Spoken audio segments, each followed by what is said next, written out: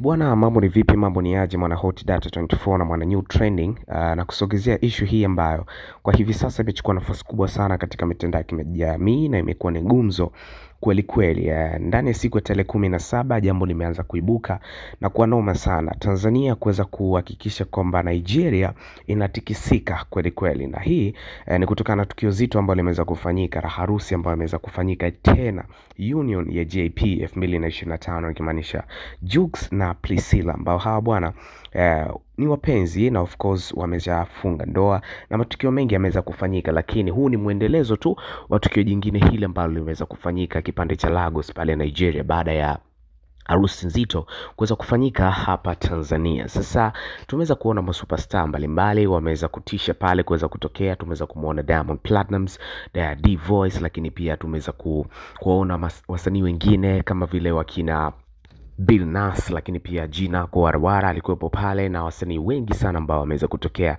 katika tukio lile. So kuna vitu vingi ambao wameweza kuibuka, kuna memories nyingi ambazo zimeweza kufanyika, haswa kuweza kuonesha kwamba harusi hii ilivyoweza kufana na watu wameweza kujaa kweli, kwa sababu masuperstar wa Nigeria pia walikuwa ni wengi ambao wameweza kutua. P Square tumeweza kuona pale, lakini pia mjomba wake wa Davido Adeleke tumeweza kumuona pale. So ni shughuli ambayo ilikuwa imeweza kufana kweli na kufika katika level ya hali ya juu sana. Lakini jambo ambalo limeweza kuibuka ni Diamond Platnumz pia kuweza kuannounce pale ya kwamba watu waanze kujiandaa na harusi yake ambayo ataweza kuifanya baada ya kuweza kurudi Tanzania. Na tunakumbuka Baba Levo aliweka wazi kwamba harusi ya Diamond Platnumz itaweza kufanyika ndani ya siku 21 mfululizo na zitaweza kuangushwa ngamia 21. So tutegemee kuweza kuona kitu kikubwa ambacho kitakutokea katika harusi ya Diamond Platnumz.